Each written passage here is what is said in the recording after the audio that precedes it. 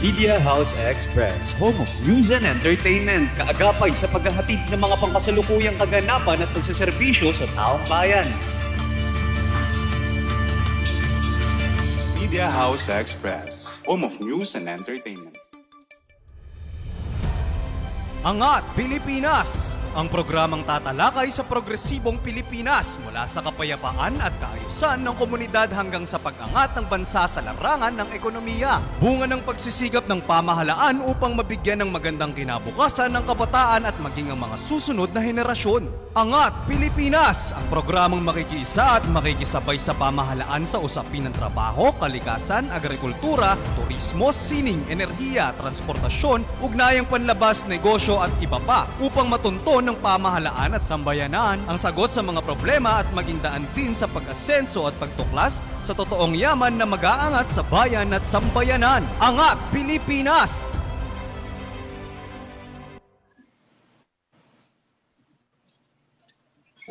Okay, magandang hapon po mga kaibigan. Ngayon po ay araw ng Biyernes at tayo po muna ang pansamantala ninyong mga kapiling sa loob po ng isang oras sa palatuntunang Angat Pilipinas.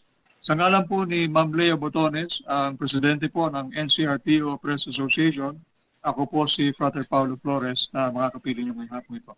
So, medyo long weekend po tayo dahil iba ho ay mag-uwi ang mamaya na mga probinsya upang bumisita at dalawin ang kanilang mga mahal sa buhay na naroon po sa mga sementeryo, sa public cemetery, sa private cemetery, sa iba-ibang lugar po dito sa Pilipinas. No? Ang ilan po sa mga pwede natin pag-usapan ngayong hapong ito ay yung pong mga preparasyon na ginagawa natin kapag ka ganitong nalalapit po ang kapistahan ng mga kaluluwa at yung pong kapistahan po ng araw ng mga patay. No? Ang nais ko sanang sabihin sa inyo mga kaibigan, yung pong talagang pagunita natin sa All Souls Day ay ika-2 ng buwan ng Nobyembre, taon-taon. No? Yung pong November 1 ay All Saints Day. Yan po yung mga santo na mga nauna na sa atin, ano po, na mga nasa langit na dineklarang santo ng simbahan, yan po ay kapistahan po nilang lahat. No? Yung November 1. Tapos ang November 2 po, ito po ay para sa mga kaluluwa ng mga yumauna, ng mga nauna sa atin, mga natin sa buhay, na alam natin ay nasa purgatorio at yung iba naman ho ay nasa langit na. Okay? So, marami ho ngayon. Sabi ko nga, nag-uwi na ho ngayon dahil long weekend. Yung mga paghahanda po no, ng mga ordinaryong mamayang Pilipino, ay yung pong paglilinis ng puntod, yung pagpipintura. No? Yung iba may gumagawa na niya ngayon para pagdating ng November 1, maayos na yung puntod nung mahal nila sa buhay. At yung iba naman po ay inaagahan at hindi sumasabay sa mga tao. No? Usually, iba dumarating, pumupunta ron ng 31 na October. At iba nag-overnight na po sa mga sementeryo hanggang sumapit po yung November 1 at November 2. No? At yun nga, ang pwede natin pag-usapan ngayon, kayo po mga kaibigan, kung meron po kayong mga nais bahagi sa atin, dito po sa ating Facebook Live, sa Media House Express, pwede po kayong magpadala mensahe. At pwede rin po kayong magdala ng mga pangalan ng mga nais ninyong ipanalangin natin, no? Para sa araw ng mga patay o piyesta, kapistahan ng mga kaluluwa. Ang sinasabi rin po ng simbahan sa ngayon ay iba po yung Happy Halloween. No? Iba po yung paggunita noong sinasabing Halloween doon sa mismong paggunita natin ng araw ng patay o araw ng mga kaluluwa. No? Ang Halloween po kasi ay nahango sa isang kaugalian sa abroad, no? Hindi po dito sa Pilipinas, na ito ay, ang purpose nito ay magkaroon sila ng kasiyahan habang sila ay nagsasaya o nagsaselebrate ng kapistahan.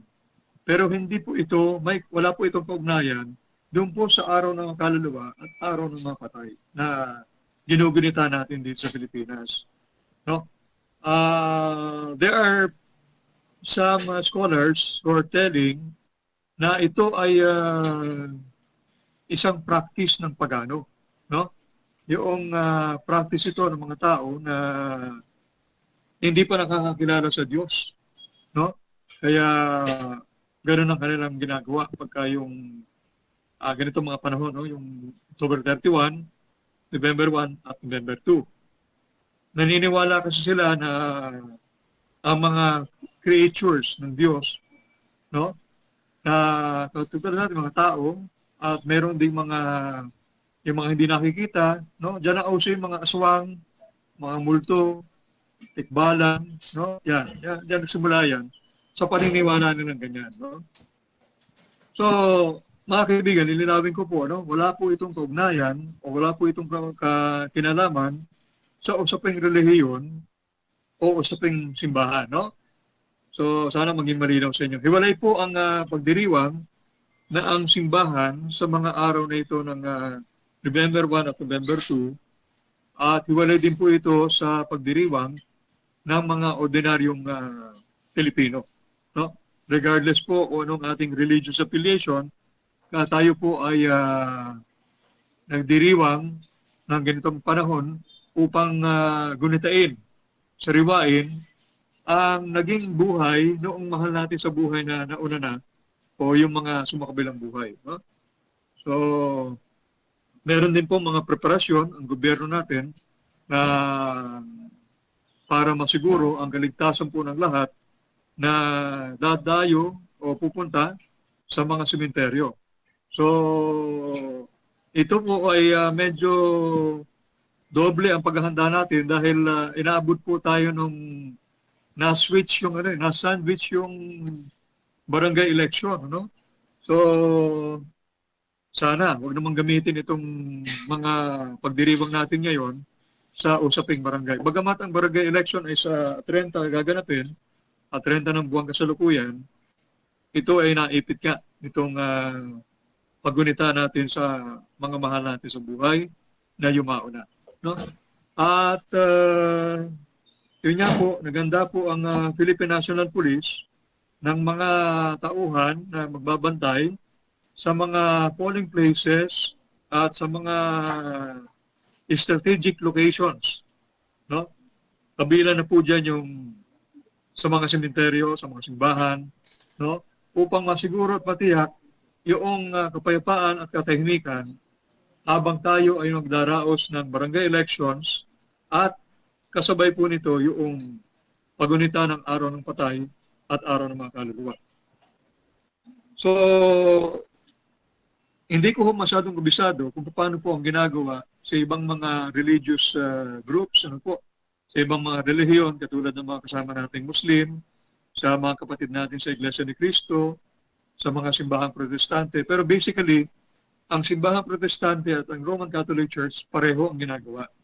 Pareho ang kanilang pananaw, pareho yung kanilang pagdiriwang pagdating po sa mga bagay na ito. Pero yung pong ibang mga churches, kagaya nga po ng Iglesia ni Cristo at ng mga Muslims o Islam, meron po silang sariling gampanin o gawain sa mga araw na ito. Katulad po ngayon dito sa may barangay at dito malapit sa Maharlika, dito po sa Taguig, no? Meron silang activities diyan, yung kanilang mosque, kaya sirara po ang bahagi ng kalsada doon po mismo sa harapan ng kanilang pinaka-mosque. Meron silang activity ngayon. So, yun po, medyo hiwalay po ang ginagawa ng mga kapatid nating Muslim at iba pang pananampalataya.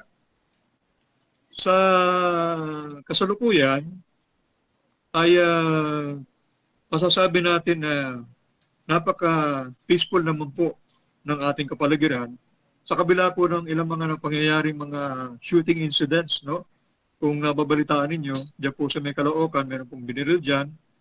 Diyan, sa ibang bahagi po ng Lungsod Quezon, meron pong biniril din, no? At sa iba pang bahagi ng Metro Manila. Pero to sum it up, no? In general terms, nananatili pa rin namang maayos at tahimik at payapa, no? Sa kabila po ng mga ganyang pangyayari. Ito yung mga ituturing natin na isolated cases, no? Bagamat patuloy pa rin itong iniimbestigahan po ng ating Philippine National Police. Ang sabi po ng ilan, ito ay election related, no? Hindi naman po maisasantabi yun. Posible po na election related or may mga pangyayari doon po sa pagitan ho ng biktima at ng mga persons of interest, no? Bukod pa po dyan, yung napabalitang nawawala na beauty queen, no? Sa bahagi ng Parañaque po siguro yon o southern part of Metro Manila, kung saan ang person of interest naman ay police. So, mga kaibigan, no, sa pagpapatuloy natin sa ating tinatalakay ngayong hapong ito, nais ko sanang bigyan natin ng pansin yung pagkakaroon ng peacefulness sa atin, no? Kapayapaan, no? Pag sinabi nating mapayapa ang ating paligid, mapayapa ang ating sarili, hindi nangangahulugan na wala tayong problema.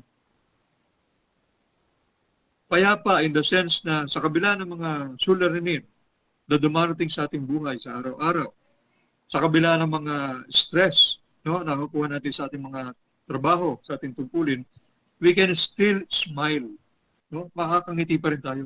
Yun ay isang kaugalian ng Pilipino na sa kabila ng mga problemang dumarating sa buhay, sa kabila ng stress, no, sa kanilang buhay, nakukuha pa rin ng Pilipino ng ngumiti. Di ba? Naalala niyo yung awiting ngumiti, tumawa, magsaya, kumanta. No? Yan ay mga katangian ng mga Pilipino na masasabi nating pagmamalaki natin, no, sa lahat. Na sa kabila nga ng mga problemang dumarating sa ating buhay, tayo ay natututo rin tumawa, ngumiti, no, at magsaya. No? So, matapos na ho ang buwan ng Oktubre at marami rin tayo mga inihahanda, no? Pagpasok po ng buwan ng Nobyembre. Pagpasok po ng November, pagkatapos po ng araw ng patay o araw ng mga kaluluwa, susunod na preparasyon po na natin dyan ay yung pagpasok ng buwan ng Kapaskuhan. At masasabi natin na sa pangyayari ngayon ay generally speaking, mahusay pa rin naman, maganda pa rin naman ang takbo ng ekonomiya ng bansang Pilipinas. No? Hindi pa rin naman tayo talagang masasabi natin nag-ihikahos. No? At yung mga may trabaho, talagang tuloy lang kanilang gampanin, tuloy lang kanilang tungkulin sa buhay at pagkatrabaho. At yung mga mag-aaral naman, tuloy pa rin sa kanilang mga pag-aaral. Ang siguro magiging concern lang ng ating gobyerno ngayon, yung tinatawag nating mga less fortunate people. Itong mga tao na walang trabaho sa ngayon, mga out of school youth, no? Palagay ko ito dapat ang pagtuunan ng mga maluluklok o mahahalal sa kanilang mga barangay, no? Bawat barangay po dapat meron siyang plano, no? Kung ano ang kanilang mga contingency nga sa pagtulong sa kanilang mga constituents na nangangailangan, no? Marami yan, no? Merong mga nangangailangan ng pagpapa-hospital, pagpapagamot. Merong nangangailangan ng pambayad ng tuition ng mga mag-aaral. Merong mga nangangailangan ng trabaho. Merong marami, samot-sari, no? So bilang sabi natin punong barangay, no? Chairman ng barangay, pagtuunan nila ng pansin yung mga bagay na ito, no? At ngayon nga po ay ang sinasabi natin yung paghahanda natin, no? Paghahanda natin sa ating sarili na mamaya ho, pagkatapos sa ating station ID, station break, no? Pag nilay-nilayan natin, ano ba ang dapat nating paranaw sa kamatayan?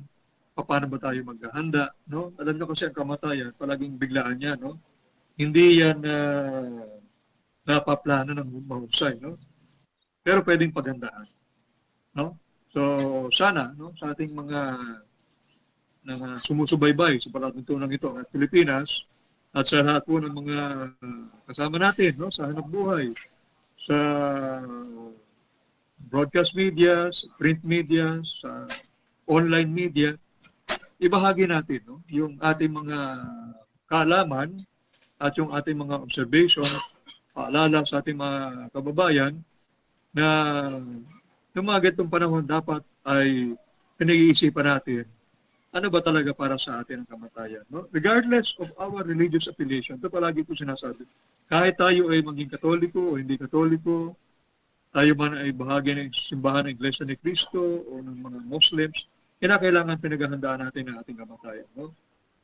Yun po ang pinaka-importante sa lahat. Pinakahanda tayo, anong oras tayo tawagin ng ating Panginoon, no? Anong oras man tayo bawian ng buhay, tayo po ay nakahanda. No? So, sa pagpapatuloy natin mga kaibigan, pakilala po muna tayo ng ating himpilan.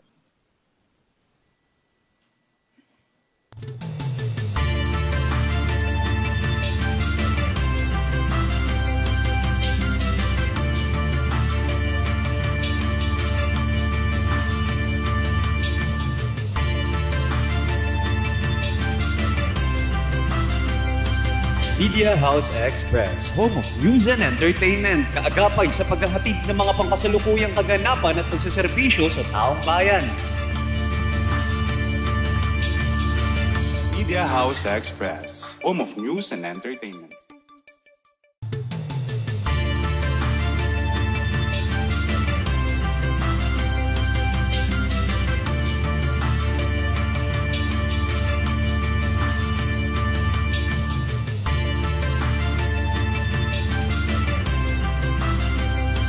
Media House Express, home of news and entertainment, kaagapay sa paghahatid ng mga pangkasalukuyang kaganapan at pagsaserbisyo sa taong bayan.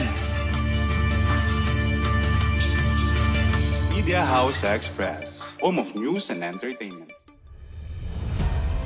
Angat Pilipinas! Ang programang tatalakay sa progresibong Pilipinas mula sa kapayapaan at kaayusan ng komunidad hanggang sa pag-angat ng bansa sa larangan ng ekonomiya. Bunga ng pagsisigap ng pamahalaan upang mabigyan ng magandang kinabukasan ng kabataan at maging ang mga susunod na henerasyon. Angat Pilipinas! Ang programang makikiisa at makikisabay sa pamahalaan sa usapin ng trabaho, kalikasan, agrikultura, turismo, sining, enerhiya, transportasyon, ugnayang panlabas, negosyo at iba pa upang matunton ng pamahalaan at sambayanan ang sagot sa mga problema at maging daan din sa pag-asenso at pagtuklas sa totoong yaman na mag-aangat sa bayan at sambayanan. Angat Pilipinas! Okay, mga kaibigan, ang oras natin 30 minuto makalipas ang alauna ng hapon. Ngayon po ay araw ng Biyernes at ilang araw lang po ay matatapos na ang buwan ng Oktubre at papasok naman po ang buwan ng Nobyembre taong 2023. No? So, pinag-uusapan po natin kanina pa ang tungkol sa paggunita natin at preparasyon sa araw ng mga patay at araw po ng mga kaluluwa sa November 1 and November 2. Ang ilan po sa mga masasabi nating manggagawa, no? Na kasama sa mga manggagawa na patuloy po maglilingkod sa sambayan ng Pilipino, no? Upang mapaangat ang kabuhayan ng Pilipinas. Ito po ang mga empleyado ng MA Trading Company Incorporated. Yan. So, yung MA Trading Company Incorporated, ito po ay isang kumpanya na nagbibigay po ng serbisyo publiko sa mga kliyente, no, nila. Hindi ko nababanggit ang kanilang mga kliyente kasi dapat singilin natin ang commercial dun. Banggit ko lang yung MA Trading Company Incorporated na nagbibigay po ng serbisyo sa kanila. Ito po ay mayroong mga tracking services, delivery services, iba pa. No?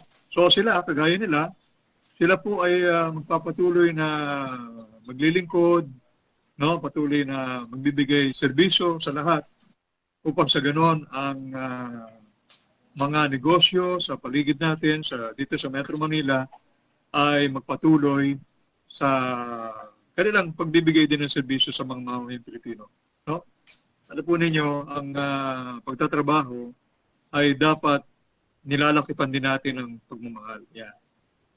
No? Minsan sinabi ko ito sa isang kumpanya Pagkatapos po ng mga 1 linggo, 2 linggo, iniimbitahan na ako ng kasal. Kasi nilakip nila yung kanilang pagtatrabaho ng pagmamahal.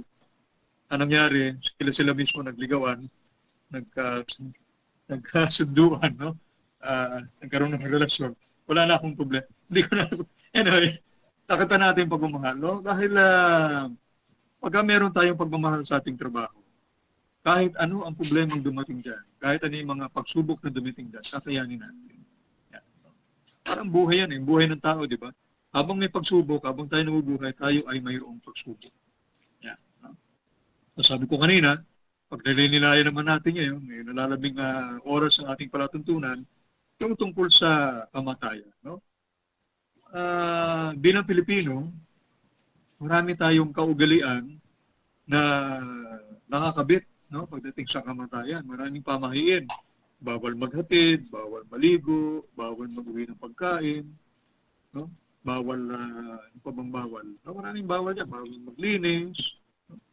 Marami, no? Kaya minsan pagka ako nag-bless ng patay, tinatanong ko ng mga pamilya, sabi ko, nirerespeto ho namin. Nirerespeto ng simbahan kung ano po yung inyong kaugalian. No? Hindi naman natin pwedeng saklawan yung bagay na gano'n. No? Ang sa amin lang ay maging maganda ang ating pananaw pagdating po sa kamatayan at maging bukas ang ating loob, ang ating puso, ang ating isipan patungkol sa kamatayan. No? So palagi ko ito nararapat na panahon na nilinilayan natin. Ano ba talaga ang dapat natin gawin, no? Para maging handa tayo sa ating kamatayan. No? Dahil kung makapansin ninyo, ang kamatayan, akong pets, walang due date. No? Hindi mo alam kung kailan ka tatawagin. No? Yung iba, nagkakasap, namatay. Iba, natulog, namatay. Yung iba, inaatake sa puso o merong autopresyon. Yung iba naman, namamatay sa aksidente. Iba, no, iba-ibang dahilan, no? Pero the bottom line is all as it's the reality, no? Regardless of our religious affiliation, whether we are Catholic or not, all of us will die.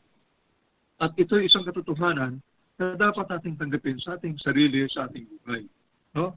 Kung titingnan niyo sa Himlayan, sa Monasterio, although may mga identification kung anong religion ang namatay, pero makikita mo lahat pantay-pantay, no? Lalo na yung nasa loan, yung nililibing ba, no? Yung sa lupa, pantay-pantay lahat yan. No? Makikita mo lang lapida. No? Diba? So, kagaya niyan, sa lapida, no? Ang nasa lapida ay pangalan ng tao, tapos kung kailan siya sinilang at kung kailan siya namatay. Hindi nakalagay doon, tapos siya ng doctorate, may masteral siya, naging milyonaryo ba, gumanda ba ang buhay, masenso, o ano man. Kasi hindi yan ang mahalaga sa Diyos. Ang mahalaga sa Diyos, mga kaibigan, yung kung ano ang ginawa natin. No? Kung mula nang tayo sinilang, hanggang sa oras na tayo ay binuhayan ng buhay. Ito sa Diyos. No? Ito bang ating buhay, ating pamumuhay ay nasa ayos? No? Tayo ba ay namumuhay ng ayon sa kagustuhan at kalooban ng Diyos? Tayo ba ay nagbahagi, nagbigay ng kaligayahan sa ibang tao habang tayo nabubuhay? Tayo ba ay nagmahal, no? Nang walang pasubali, nang walang pag-aalinlangan, no? Habang tayo nabubuhay. Yung mga ganong bagay ang masasabi natin na mas mahalaga sa Diyos. No? Hindi yung karanyaan, hindi yung kayamanan, hindi yung kung ano yung naabot mo sa buhay. No? Kasi kung minsan, kung kailan tayo tumataas ang pwesto sa organisasyon, o sa lipunan, no? O sa trabaho, habang umakit ka kasi, minsan nakakalimutan mo yung sa baba. Nakakalimutan mo ang iyong mga kasama. Nakakalimutan mo ang iyong mga kaibigan, kakilala. No? So, mga gano'n, no? mga paalala ito, mga kaibigan, na pag tayo ay namatay, tayo ay nakahandang humarap sa Diyos. Yun ang mahalaga ron. Tayo ay nakahandang humarap sa Diyos. Ito pong mga pagbuburulan, no? Saan tayo ililibing, kung tayo ba i-cremate o ano man, ito ay hindi na natin dapat inaalala pa kasi gagamit at gagamit ang Diyos ng mga tao na siyang mag-aasikaso sa dating panahon na tayo mawala na sa mundong ibabaw. Sabi ko nga, ang mahalaga, yung paghahanda natin bilang tao, bilang Kristiyano, bilang Pilipino. Tayo ba ay namuhay ng ayon sa kagustuhan ng Diyos? Tayo ba ay namuhay ng ayon sa batas na pinatutupad ng Pilipinas? No? Tayo ba ay naging mabuting tao? No? Iba kasi yung mabait sa mabuti. No? Paano ba natin paliliwanag yun? Pag sinabi kasi natin mabait, mabait siya, hindi siya nagagalit, ganun siguro. Pero yung mabuti, nakapaloob pa rin doon yung kabaitan ng tao. Nakapaloob pa rin doon yung kabaitan ng tao. Yung pagiging mabuti ng tao, nakapaloob yung pagiging mabait ng tao. No? Kaya nga, Diyos, sinasabi natin, yung taong ito ay mayroong mabuting kalooban. Kaya nga, di ba, pagka sa patay, no, makikita natin, pagka yung tao ay namuhay ng mabuti at maayos, maraming nakikiramay, no? Maraming pumupunta sa kanyang burol, maraming nakikipaglibing, kahit ito ay ordinaryong araw o araw kung saan maraming may pasok. No? So, yun, tignan natin. No? Kung minsan, pag nasa patay ako, yun ang iniisip ko. Pagka ba ako namatay, no? Ilan yung makikiramay, ilan yung dadalamhati, meron bang iiyak, no? Meron bang makikipaglibing. No? Pero sigurado ko, walang sasama sa libing. May makikipaglibing pero walang sasama sa libing. Magkaiba ho yun. No? Pag sinabing makikipaglibing, you sympathize. No? Pero pag sasama ka sa libing, hindi naman tayo kakasya ng dalawa doon sa hukay. No? Nakuha niyo. No? So, yan, mga bagay na ganyan ang dapat nating pinagninilay-nilay. Yan, no? At yun nga, paghahanda natin sa ating sarili na pag tinawag tayo ng Diyos, binawi ang ating buhay, tayo ay nasa mabuting kalagayan. No? Yung meaning to say, hindi natin kawayan. We are in the friendship of God pagka tayo tinawag ng Diyos sa kabilang buhay. There is no such perfect person. Walang perfectong tao sa mundo. Pero lahat tayo ay inaanyayahan ng Diyos na maging mabuting tao. No? Okay?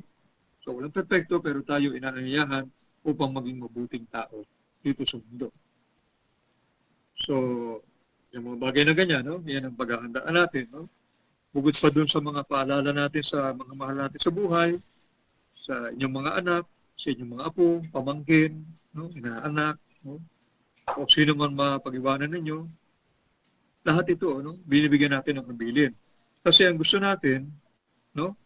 Na tayo ay makapag-iwan ng ika nga ng legacy. No? Ano yung legacy na ating iiwanan sa ating mga mahal sa buhay pag tayo nawala na? No? Ano yun? Bukod sa yung may papamana natin na mabubuting gawa, magandang gawain, mabuting hangarin, pag-iwan din tayo ng mga sabi natin magsisilbing pangaral o aral sa kanila, na magsisilbing gabay sa kanilang paglalakbay dito sa lupa. Lalo na yung mga may iwan natin. Sa sementeryo, pagka ikaw dumadalaw sa sementeryo, makapapansin natin na may mga sayings, no? May mga kasabihan na mababasa natin. Hindi lamang yung SLN, no? Yung sumalangit nawa o yung rest in peace. No? Minsan may mga magandang sayings. No? Kagaya ng isang nakita ko na life is changed. No? Life is changed, not ended. Ibig sabihin, ang buhay natin dito sa bilang tao, bilang Kristiyano, ay hindi natatapos sa kamatayan. Nagbabago ng anyo, nagbabago ng dynamics. No? Kaya nga sinasabi natin, summa kabilang buhay. No? So, ganun yun. Dapat ganun natin intindihin ang kamatayan. No? Na tayo ay, pagdating ng panahon, pagka binawiran ng buhay, tayo ay pumapasok sa panibagong yugto ng ating buhay. Yung buhay natin sa lupa, natatapos nun, pag tayo namatay, meron pang panibagong yugto ng ating buhay nating tatahagin. At yun ay ang buhay sa kabila. No? Karamihan sa mga Kristiyano, karamihan sa mga Pilipino, ay medyo, sabihin na natin, hindi certain, no? Sa kung anong pwede mangyari sa kanilang kamatayan. No? Iba nga natatakot pag nag-uusapan ng kamatayan, sinasabi ng iba, hindi naman natin pag-usapan yan. Natatakot. Pero siguro sa panahon ngayon, no? Ngayon nalalapit ang November 1 at November 2, pag nilay-nilayan natin. No? Ang pinagdiribang natin sa November 1, sabi ko nga, All Souls Day. O All Saints Day. No? All Saints Day. Ibig sabihin, lahat ng mga tao na namuhay noong unang panahon, yung panahon ng ating Panginoon at yung mga nakalipas sa panahon, no? Mga 10th century, 11th century, 12th century, 14th century, hanggang 19th century, sila yung mga tao na kagaya rin natin, namuhay sa mundong ibabaw, yung makasalanan din, nagalit din naman, no? Siguro nakapagmura pa, no? Pero sila yung mga taong sinasabi nating nagsumikap para mamuhay ng kalugod-lugod sa Diyos. Sila yung mga tao na sa kabila ng kanilang pagiging mahina, marupok, kasalanan, ay nagpursige na mabuhay ng kalugod-lugod sa Diyos. Kaya nga sila naging santo. Yan siguro ang nasasabi kong pagkakaiba ng mga taong nabuhay noong araw, no, yung early Christians, at panahon natin ngayon. Sila ay namuhay nga ng kalugod-lugod sa Diyos, no, sa kabila ng kanilang mga pagkakasala. Hindi sila nawalan ng pag-asa na mababayaan sila ng Diyos. Ang nasa isip nila ay sila ay tutulungan ng Diyos, sila ay hindi pababayaan ng Diyos, at sila ay patatawarin ng Diyos sa kanilang mga pagkakasala at pagkakamali. No? Alam ng Diyos na hindi tayo perfect. Alam ng Diyos na walang taong perfecto. Kaya nga ang Diyos ay nakahanda sa kanyang pagtanggap sa atin, nakahanda sa kanyang pagpapatawad sa atin, nakahanda sa kanyang pagbibigay ng panibagong bukas para sa atin. No? Huwag tayong mawala ng pag-asa. Yan ang sinasabi ko mga kapatid. Habang tayo nabubuhay, tayo ay mayroong pag-asa. No? So, tingin natin mabuti. No? Gano'n na ba tayo kalayo sa Diyos? Sa natin ngayon, gano'n tayo kalapit sa Kanya? No? Tayo ba ay patuloy na namubuhay sa kasalanan? O tayo ay nagsusumikap na mabago ang ating buhay? No? Nagsusumikap na magkaroon ng magandang relasyon sa Diyos at magandang relasyon sa ating kapwa. Yun naman ang sekreto roon, no? Para tayo ay mapunta sa langit at makabahagi sa pinagaharian ng Diyos, kaya kailangan nating mamuhay ng maayos. No? Mamuhay ng maayos. So, mga kaibigan, sa sandaling ito, no? Sa minuto ang ating pinag-uusapan, ang patungkol sa araw ng mga patay at araw ng mga kaluluwa, ang pag-abanggit din natin kahit papiyawang ng kamatayan, ang banggit din natin ng paghahanda, maging malinaw sana sa atin. No? Na sa ating pang-araw-araw na buhay, no?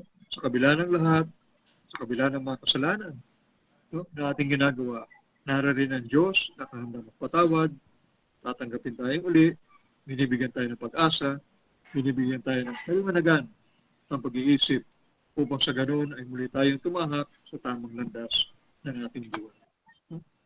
So, mga kaibigan, sa pagkakataong ito, nais ko lamang batiin ulit, no? Ang bumubuo sa MA Trading Company Incorporated at sa lahat po ng mga kasapi sa Secular Oblates of the Holy Family at sa lahat po ng mga nag-aaral sa Maryhill School of Theology.